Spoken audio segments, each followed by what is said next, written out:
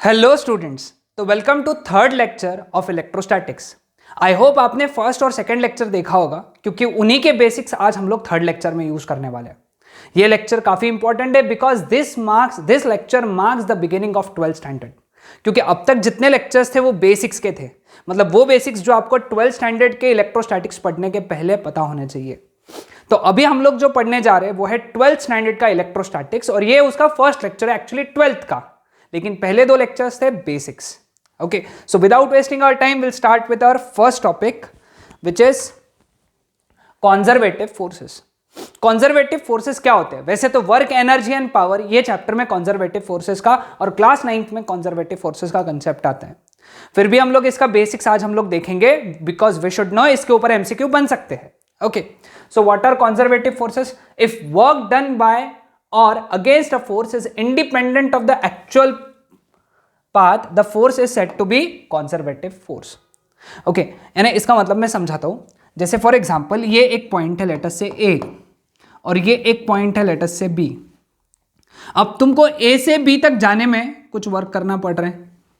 तुम ये रास्ते से गए, ये रास्ते से गए, तुमने वर्क किया W1 लेटस से। तुम A से B पे ये रास्ते से गए, तुमने वर्क किया W2। और तुम A से B पे या ऐसे ये ऐसे गोल घूमते हुए पूरे ऐसे रास्ते से गए और तुमने वर्क किया W3। और अगर तुमने ऐसे work W1, W2, W3 calculate किया और तुमको पता चला कि W1 is equal to W2 is equal to W3, then in that case the force in this system, है ना, force in this system is said to be conservative force. यानी ये जो वर्क करा रहा है, क्योंकि वर्क के लिए तो फोर्स की जरूरत है ना। वर्क कब होगा? जहां फोर्स रहेगा। तो इस फोर्स, यहां जो फोर्स लगा इस सिस्टम में, वो कौन से पाथ पे, यानी तुम जो पाथ फॉलो कर रहे हैं उस पर डिपेंड कर रहा है क्या? नहीं, सॉरी, वर्क डन जो है वो कौन से पाथ पे डिपेंड कर रहा है? वो है क्या? पाथ पे डिपेंड कर रहा है क्या? नहीं। So work, this force is known as conservative force. समझा है पॉइंट सभी को? ओके, so during work done by a conservative force, the mechanical energy is conserved. क्योंकि since work done is independent of the path, path पे depend नहीं कर रहा है work done, so mechanical energy जो रहेगा, this is important point, mechanical energy is always conserve during conservative force. And lastly here work done is completely recoverable. जितना work हुआ है उतना का उतना कंप्लीटली तुम रिकवर कर सकते हो। Okay, in which case? कौन से केस में? कंजर्वेटिव फोर्सेस में जो वर्क डन है that can be completely recovered. क्योंकि तुम किसी भी रास्ते से जाओ ना, तुम ऐसे गोल घूम के जाओ, सीधा जाओ या ऐसा गोल घूम के जाओ, वर्क डन सेम रहेगा। अब इसके एग्जांपल्स क्या क्या है? Gravitational force is conservative force, magnetic force is conservative force, electrostatic force is conservative force. Okay, ये तीन एग्जांपल्स याद रखना है। अब तुम्हारे दिमाग में एक क्वेश्चन आ रहा होगा, सर दुनिया में नॉन कंजर्वेटिव फोर्सेस भी है क्या? हाँ, फ्रिक्शन सबसे best example. Non conservative forces का सबसे बेस्ट एग्जांपल है फ्रिक्शन। ओके, फ्रिक्शन ये नॉन कंजर्वेटिव है, यानी उसमें तुम इस रास्ते से गए तो वर्क डन जो करना पड़ा, अगर तुम इस रास्ते से जाओगे तो अलग वर्क करना पड़ेगा। यानी वर्क डन रास्ते पे डिपेंड करेगा कि तुम किस रास्ते से जा रहे हो। ओके, क्योंकि फ्रिक्शन यहां से यहां तक लगेगा, लेकिन फ्रिक्शन इस रास्ते में पूरे रास्ते भर भी लग रहा है, तो इसलिए work done is depending on work done by friction. कौन सा force? Work done by frictional force is dependent on path followed. Are we clear with the concept of conservative force? इसमें जितने पॉइंट्स लिखा के दिए सब नोट डाउन कर लो, short में नोट डाउन करो, आगे बढ़ते चलो, है ना। इलेक्ट्रिक फ्लक्स, हाँ ये सबसे इंपॉर्टेंट कंसेप्ट है, एक मतलब बहुत इंटरेस्टिंग कंसेप्ट है। हाँ, इसके लिए तुमको पिछले लेक्चर का इलेक्ट्रिक लाइंस ऑफ फोर्सेस का कंसेप्ट याद होना चाहिए। Okay, electric lines of forces सभी ने देखा होगा वो वीडियो, प्लीज अगर नहीं देखा है तो पहले उसको देखो और फिर यहां से कंटिन्यू करो, है ना।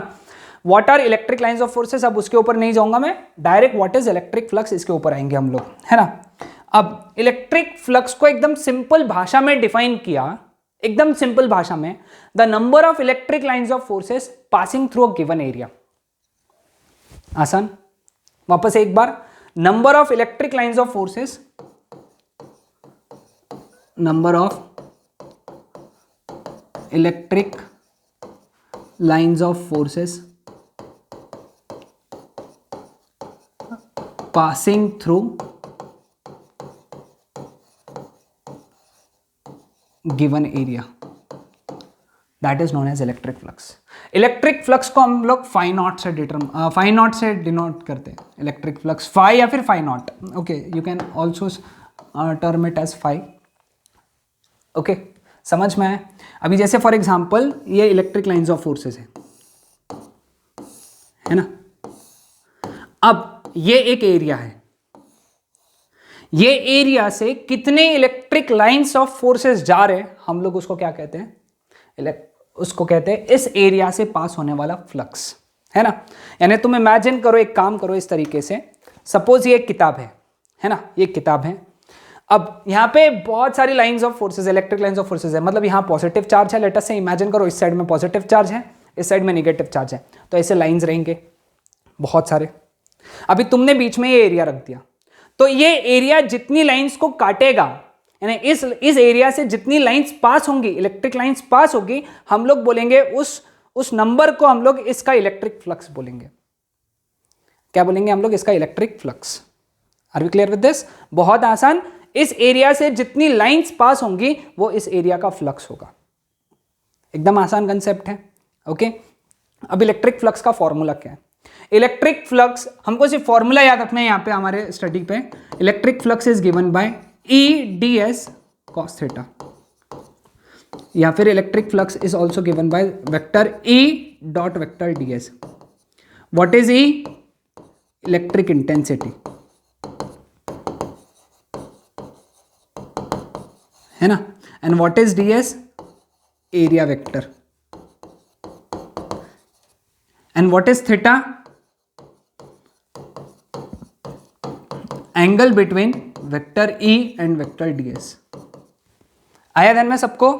हाँ, आसान कंसेप्ट है. तो इसको देखो और थोड़ा डिटेल में हम लोग पढ़ते हैं. देखो, पहले हम लोग इसका SI यूनिट बात कर लेते हैं, फिर और इसके डिटेल में जाएंगे हम लोग. CET के लिए बहुत इंपॉर्टेंट कॉन्सेप्ट है ये, तो सभी लोग मार्क करते चलेंगे इसका SI यूनिट. SI यूनिट क्या रहेगा? E का यूनिट क्या है? Newton per coulomb, into ds का यूनिट मीटर स्क्वायर. तो इसका SI यूनिट हो गया न्यूटन मीटर स्क्वायर पर कूलम. ठीक है, इसके डायमेंशंस भी इंपॉर्टेंट है, डायमेंशंस याद रखना है. न्यूटन का डायमेंशन है m1 l1 t sorry force का डायमेंशन है m1 l1 t-2. Metre square है l2. और चार्ज का डायमेंशन क्या है? m0 l0 t1 i1 या फिर a1, i या a तुम जो डिनोट करते हो उससे. तो इसका डायमेंशन बन गया m1 l3 t-3 i-1. ये डायमेंशन लिख के रख लो. ये डायमेंशन CET और बोर्ड्स के MCQ के लिए इंपॉर्टेंट है, नोट डाउन कर लो. ठीक है. हाँ, अब आते हैं E और ds के बारे में. ओके, E और ds के बारे में. लेट अस से ये एरिया है ऐसा. ठीक है, अब ये एरिया अगर ऐसा है तो इसका एरिया वेक्टर ऐसा रहेगा, वेक्टर ds. हमको पता है एरिया वेक्टर का मैग्नीट्यूड कैसा होता है?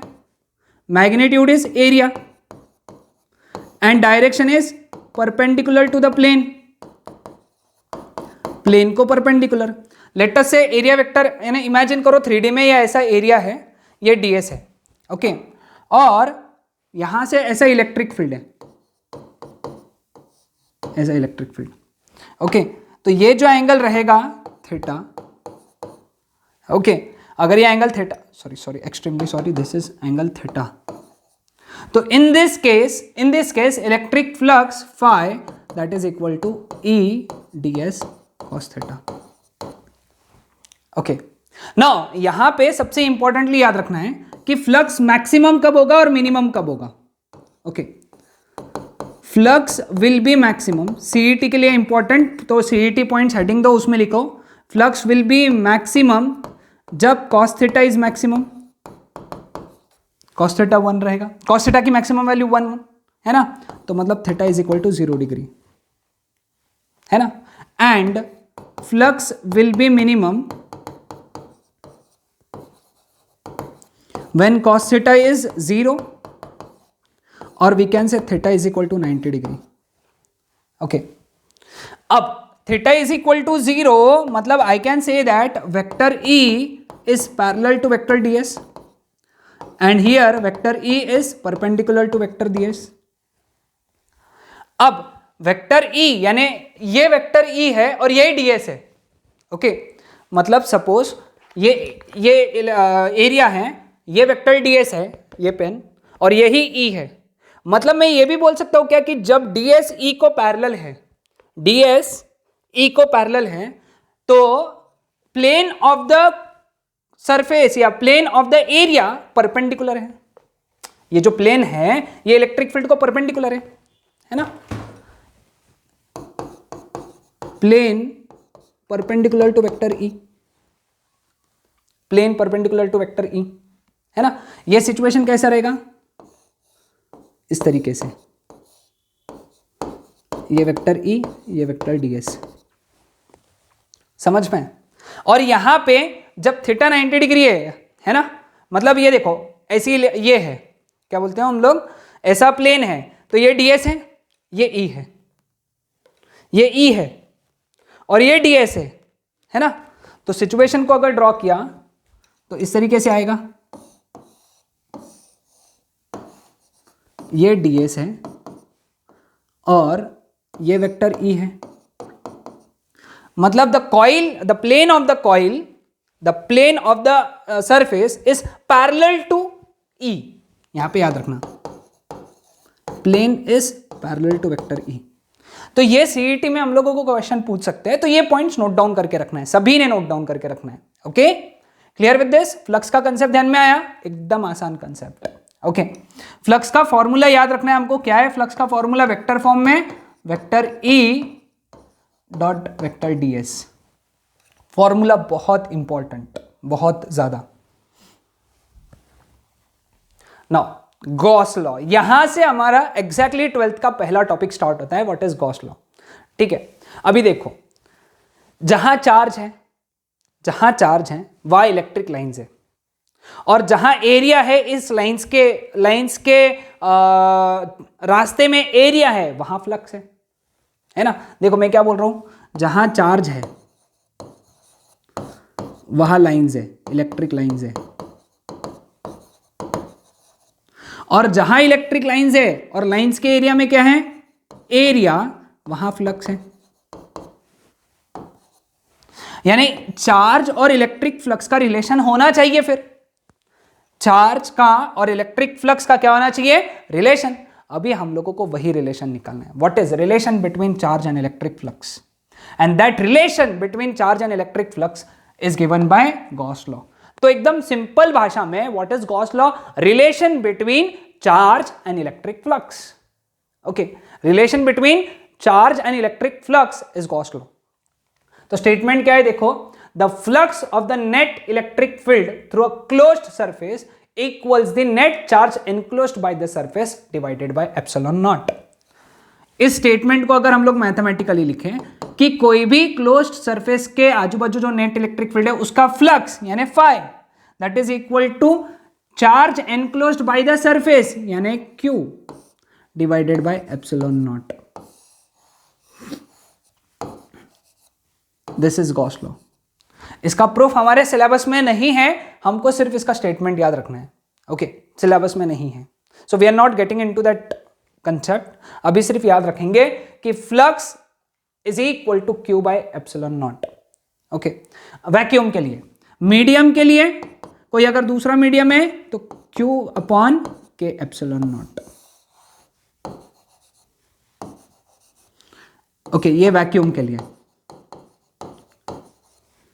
और ये मीडियम के लिए. याद रहेगा सबको.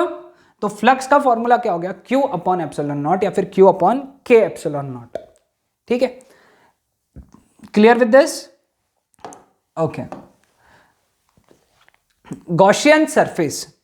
ठीक है अब ये कंसेप्ट क्या है, सिर्फ ये कॉन्सेप्ट है, अपने को इसके बारे में हमको क्वेश्चन नहीं आएगा बट पता होना चाहिए गॉसियन सरफेस क्या है. गॉस लॉ को अप्लाई करने के लिए, गॉस लॉ को अप्लाई करने के लिए हम लोग एक imaginary, not physical, which is not physical, physical नहीं है मतलब इमेजिनरी, एक इमेजिनरी सरफेस कंसिडर करते हैं. That imaginary surface considered to apply Gauss law. Gauss law को अप्लाई करने के लिए हम लोग क्या करते हैं, एक इमेजिनरी सरफेस कंसिडर करते हैं। That surface is not known as Gaussian surface, याद रखना। ओके, गॉसियन सरफेस का चॉइस क्या रहेगा फिर, मतलब सर ये सरफेस कैसा रहता है, कैसा दिखता है, कौन से शेप का है, तो टेंशन नहीं, जब हम लोग क्या करेंगे, इसको अप्लाई करेंगे, जिन जिन भी कॉन्फ़िगरेशंस के लिए, जो जो चार्ज के लिए अपन अप्लाई करेंगे ना, तब मैं इनका बताते जाऊंगा ये सरफेस कैसा होता है। हम लोग आगे देखेंगे, नेक्स्ट लेक्चर में हम लोग पढ़ेंगे इलेक्ट्रिक इंटेंसिटी वगैरह के बारे में, तो वहां मैं आपको बताऊंगा कि चार्ज के लिए, एक छोटे से पॉइंट चार्ज के लिए गॉसियन सरफेस क्या लेना है, एक लाइन चार्ज के लिए गॉसियन सरफेस क्या लेना है। गॉसियन सरफेस एक इमेजिनरी सरफेस है जो हम लोगों को गॉस लॉ अप्लाई करने में मदद करता है। गॉस लॉ को मैथमेटिकली उसके जो इक्वेशंस है डिराइव करने में, गॉस लॉ के हेल्प से जो मैथमेटिकल इक्वेशंस डिराइव करेंगे या इलेक्ट्रिक इंटेंसिटी डिराइव करेंगे, उसमें मदद करता है। सिर्फ इतना याद रखना, it is imaginary surface. Are we clear with this? Gaussian surface is an imaginary surface, that's it. Next एक क्वेश्चन है, टेक्स्ट बुक का क्वेश्चन है। The two charges of magnitude -4 coulomb and 2 coulomb plus 2 coulomb are located at points 2a0 and 5a0 respectively. What is the electric flux due to these charges through a sphere of radius 4a with its center at the origin? Okay. अब देखो यहां पे ये हम लोग एक काम करते हैं, एक ओरिजिन सिस्टम बना लेते हैं। ये ओरिजिन है, ठीक है। तो लेट अस से ये रहेगा 2a,0,